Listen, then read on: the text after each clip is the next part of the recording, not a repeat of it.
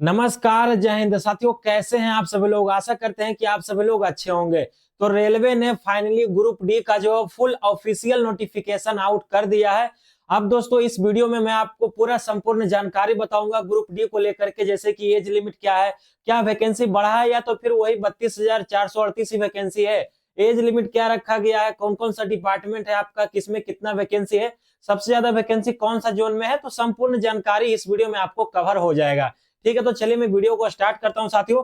और हाँ, आपको फुल नोटिफिकेशन अगर डाउनलोड करना है तो अभी सभी के आरआरबी वेबसाइट पर नहीं मिलेगा। आप लोग मेरा टेलीग्राम ज्वाइन कर लीजिए, नीचे दिया हुआ लिंक उस पे मैं अपलोड कर दिया हूं, आप लोग जाकर के वहां से देख सकते हैं। ठीक है, तो चलिए साथियों मैं वीडियो को स्टार्ट करता हूं। और अच्छा लगे तो लाइक जरूर कर दीजिएगा, चैनल पर पहली बार आए तो सब्सक्राइब कर लीजिएगा, क्योंकि आने वाला हर एक अपडेट आपको ग्रुप डी से रिलेटेड मिलता रहेगा। ठीक है, तो ये साथियों सबका मैं ऑफिशियल नोटिफिकेशन का ही कट करके लगाया हूं ताकि आपको अच्छे से समझा पाऊं। ठीक है, तो यहाँ पर देखिए आपका जो आवेदन करने का जो तिथि है वो पहले भी आपको पता था कि 23 जनवरी से जो है इसका ऑनलाइन फॉर्म भरना जो है स्टार्ट हो जाएगा।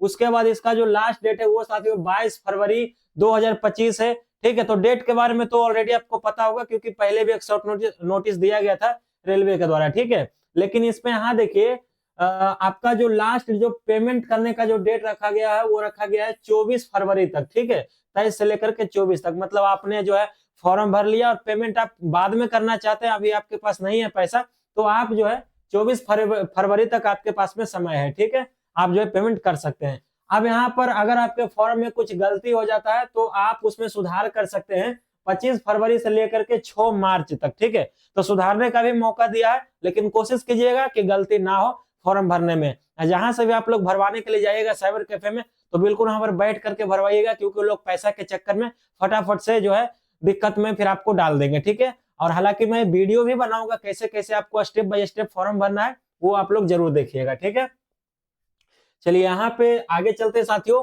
अब यहाँ पर देखिए एप्लीकेशन फी की बात करें तो आपका जनरल ओबीसी ईडब्ल्यूएस का 500 रुपये लगने वाला है, जिसमें से 400 रुपया आपका वापस हो जाएगा जब आप इसका एग्जाम देंगे सीबीटी। ठीक है, मतलब कंप्यूटर बेस्ड टेस्ट। उसके बाद साथियों यहाँ पे आता है SC ST और जो फिजिकली हैंडीकैप है और सभी महिलाओं के लिए यहाँ पर 250 रुपये लगेगा, और वो भी जब एग्जाम देंगे इसका तो वो 250 के 250 पूरा का पूरा उनका वापस हो जाएगा 250 रुपये। ठीक है, बाकी ऑनलाइन मोड से पेमेंट कर सकते हैं, और यहाँ पे भी इंपोर्टेंट डेट वही सारा कुछ है।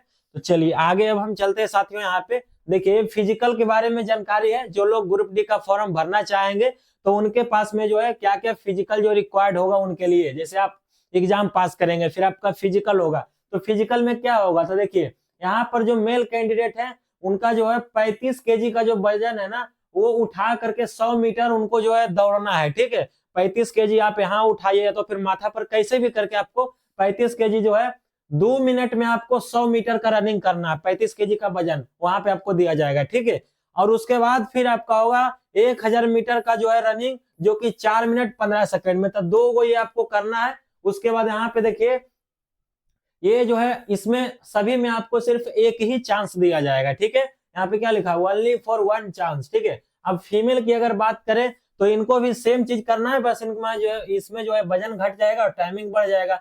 इनको जो है 20 किलो का जो है ना वजन जो है ले करके 2 मिनट में 100 मीटर जाना है, और मेल के लिए कितना था 35 किलो 2 मिनट में 100 मीटर। ठीक है, इनमें 15 किलो वजन घट गया है। बाकी रनिंग की बात करें इधर तो आपका 1000 मीटर का रनिंग होगा 5 मिनट 40 सेकंड में, और मेल के लिए कितना था तो 4 मिनट 15 सेकंड में, इसको भी एक ही चांस दिया जाएगा। ठीक है, चलिए आगे चलते हैं। इसका सिलेबस है तो पहले अभी सिलेबस हम इसको छोड़ते हैं, अभी हम बताएंगे आपको सिलेबस के बारे में भी।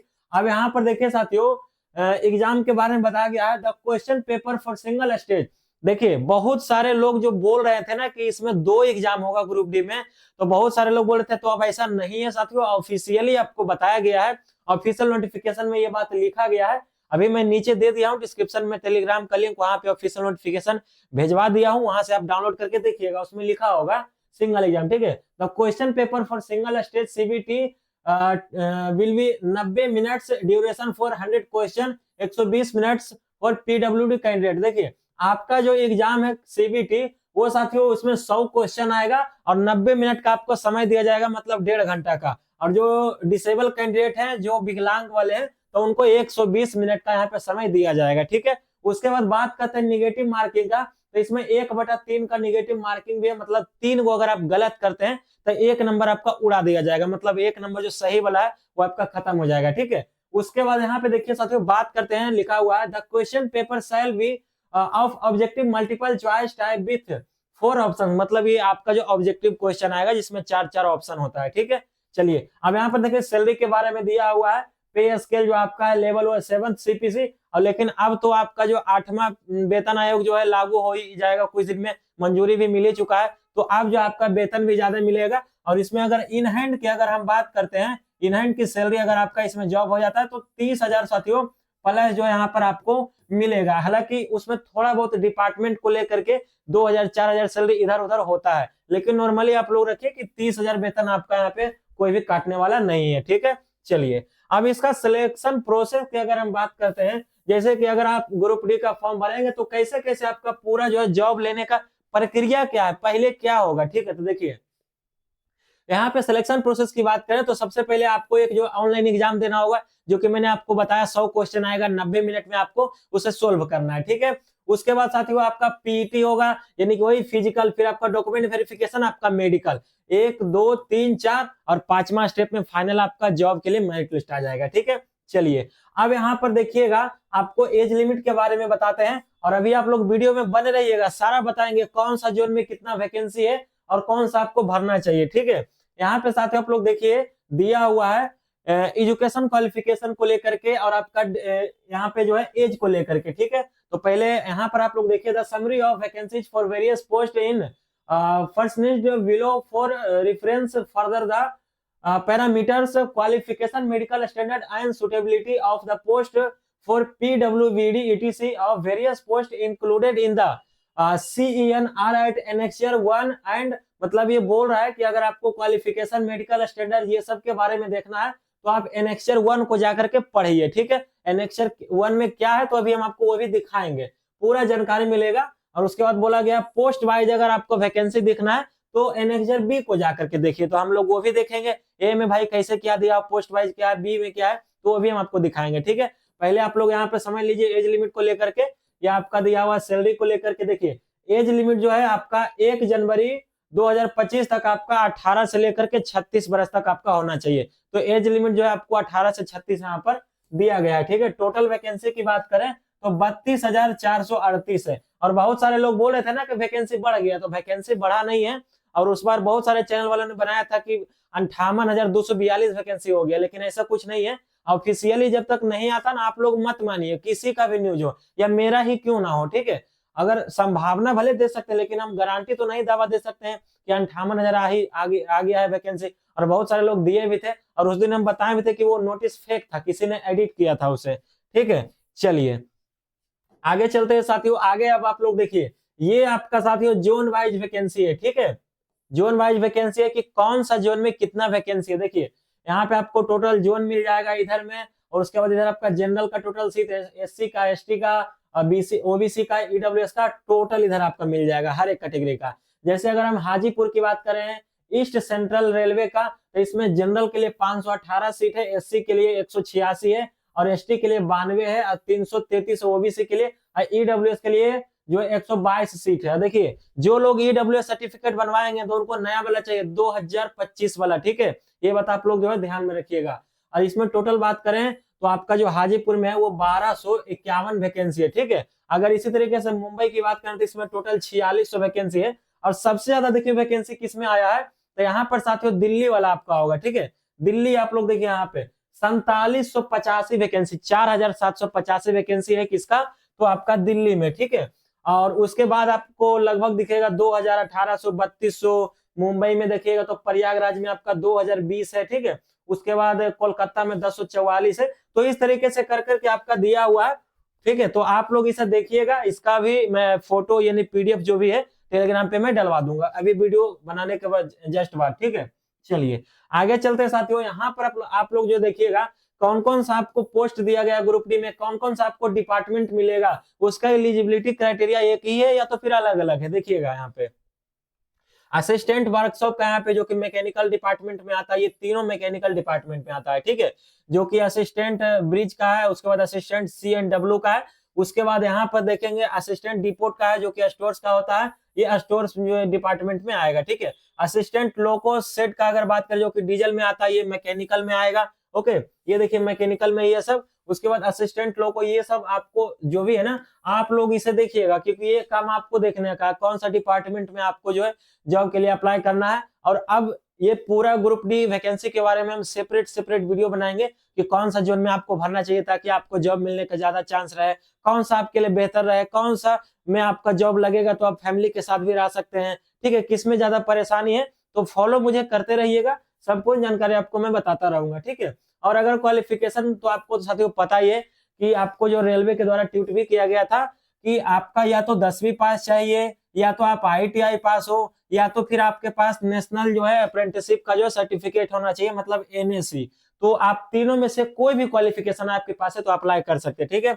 एज लिमिट यहाँ पे आपको 18 से 36 दिया हुआ है। और एज लिमिट कब से काउंट होगा तो 1 जनवरी 2025 से आपका 18 साल पूर जाना चाहिए। अगर 1 जनवरी 2025 तक 18 साल नहीं पूरता है तो आप फॉर्म नहीं भर पाएंगे, ठीक है। एज कैसे काउंट करना है तो नीचे डिस्क्रिप्शन में एक एज काउंट के नाम से लिंक दिया हुआ है, वहां पर अपना डेट ऑफ बर्थ डालेंगे और 1 जनवरी 2025 वहां पे डालेंगे और फिर कैलकुलेट पर क्लिक करेंगे तो आपका ये जितना महीना, जितना साल, जितना सप्ताह, दिन, सेकेंड, मिनट, घंटा सब वहां पर बता देगा, ठीक है। चलिए आगे चलते साथियों। चलिए तो यही था आज की इस वीडियो में, पूरा मैंने आपको जानकारी बताया है इस रिगार्डिंग। अब थोड़ा सा मैं ऑफिशियल नोटिफिकेशन में भी आपको दिखा देता हूँ, वो जो A और B के बारे में आपसे बोल रहा था वो, ठीक है। और यहाँ तक साथियों अगर आप वीडियो में पहुंच ही गए ना तो आप लाइक जरूर से जो है कर दीजिएगा ताकि मुझे भी थोड़ा अच्छा लगे, इतना आपके लिए मैं कर पा रहा हूँ, ठीक है। यहाँ पे चलिए यही तो है आपका पोस्ट पैरामीटर्स, ठीक है। ये देखिए आपका एनेक्चर 1 हुआ, हाँ यही आपका एनेक्चर 1 है, ठीक है। देखिए यहाँ पे लिखा हुआ भी एनेक्चर 1, ओके। अब यहाँ पर देखिए suitability for person with benchmark disability, ये उनके लिए है, ये मेडिकल स्टैंडर्ड के लिए है, इसके बारे में भी बताएंगे बिल्कुल। आपको कोई भी चीज का चिंता नहीं लेना है, बस वीडियो अलग अलग आएगा और सभी चीज आपका क्लियर हो जाएगा, ठीक है। यहाँ पे देखिए असिस्टेंट S&T जो कि S&T डिपार्टमेंट में आता है। यहाँ पे देखिए सारा कुछ आपको जो पूरा डिटेल में दिया हुआ है, ठीक है। और सबका जो एज है ना सबका एक ही है, मतलब रेलवे वाले के कहना कि अगर आप कोई डिपार्टमेंट अगर करना चाह रहे हैं तो आप देख लीजिए उसका एज जा करके, इसीलिए सबका अलग अलग डिपार्टमेंट यहाँ पे दे दिया है। और उसके बाद यहाँ पर एज भी लिख दिया था, सबका 18 से 36 है, तो कोई इसमें दिक्कत वाला बात है नहीं। और सब में जो है 10th पास है, ITI और इक्विवेलेंट या तो फिर नेशनल अप्रेंटिस सर्टिफिकेट, मतलब जो आपका रहता है NSC वाला, ठीक है। तो तीनों में से कोई है तो आप अप्लाई कर सकते हैं बिल्कुल, ठीक है। यहाँ पर भी आपका ये किसी में कोई भी बदलाव नहीं है, कोई भी डिपार्टमेंट में कोई भी पोस्ट में आप किसी भी चीज के लिए अप्लाई कर सकते हैं, ठीक है। ऐसा कोई प्रतिबंधित नहीं है कि आपके पास ये नहीं है तो आप ये अप्लाई नहीं कर सकते, क्योंकि नॉर्मली 10वां पास है कम से कम, या तो ITI। अब देखिए साथियों यहाँ पे जो है जो भी जोन में आप अप्लाई करना चाहते हैं तो उस जोन में आपके कैटेगरी में कितना सीट है, अब यहाँ पर देखिए आपको नीचे में सबसे ज्यादा मिल जाएगा। देखिए ये मुंबई का है, मुंबई में टोटल सीट की अगर बात करें तो आपका यहाँ पे दिया हुआ कितना 4672, ठीक है। यहाँ पर आप सभी लोग देख सकते हैं टोटल, सॉरी यहाँ पे टोटल आपका दिया हुआ है, ठीक है। और 4700 किस में था तो दिल्ली वाला में था, ठीक है। तो इसमें देखिएगा UR है, SC ST है, यहाँ पर मैं मार्कर ले लेता हूं, जैसे कि कौन सा जो है आपका पोस्ट में कौन सा कैटेगरी में कितना सीट है। यहाँ पे देखिए असिस्टेंट S&T के लिए अप्लाई करेंगे तो इसमें साथियों जनरल के लिए 180 सीट है, SC के लिए 69, ST के लिए 29, OBC के लिए 119, EWS के लिए 45, सब मिलाकर के 442 है, ठीक है। इस तरीके से आप लोग अपना जो है category wise post wise seat जो है देख सकते हैं, ठीक है। यहाँ पर नीचे जो पूरा आपको दिया हुआ है, इसका मैं PDF दे दिया हूँ नीचे, आप लोग जरूर से जाइएगा, टेलीग्राम ज्वाइन कर लीजिएगा, व्हाट्सएप चैनल भी, वहां पर भी हम लोग जो है देते हैं अपडेट। वहां पे लड़कियां हमारे सेफ रहते हैं क्योंकि वहां पे कोई भी ग्रुप में किसी का भी इंफॉर्मेशन नहीं ले सकता है जैसे टेलीग्राम में होता है, ठीक है। तो हालांकि वो सब आपका अपना जो है निजता है, आप जो चाहे वो ज्वाइन कर सकते हैं, दोनों पे आपको अपडेट जो है दिया जाता है, ठीक है। तो साथियों रेलवे ग्रुप डी का जो फुल नोटिफिकेशन आया है तो उसमें जो भी पोस्ट के लिए आप अप्लाई करना चाहते हैं उस डिपार्टमेंट में कौन सा कैटेगरी में सबसे ज्यादा कितना सीट है, तो संपूर्ण जानकारी हम बताए हैं आपको, इसके एजुकेशन क्वालिफिकेशन को लेकर के, एज लिमिट को लेकर के, ठीक है, सैलरी को लेकर के और पोस्ट वाइज आपको पोस्ट को लेकर के, तो संपूर्ण जानकारी हम आपको बताए हैं। उम्मीद करते हैं कि संपूर्ण जानकारी आप समझे होंगे। और अगर फिर भी आपके मन में कोई सवाल है तो कमेंट में जरूर कीजिएगा, इस वीडियो के कमेंट में अपना क्वेश्चन लिखिएगा, उसका उत्तर भी आपको देखने को मिलेगा। साथियों फिर से मिलते हैं हम अगले वीडियो में, तब तक के लिए आप सभी को अपना ख्याल रखिएगा। बाकी आते जाएगा सेपरेट वीडियो, ठीक है। आज के इस वीडियो में इतना ही था साथियों, तब तक के लिए आप सभी को जय हिंद, जय भारत।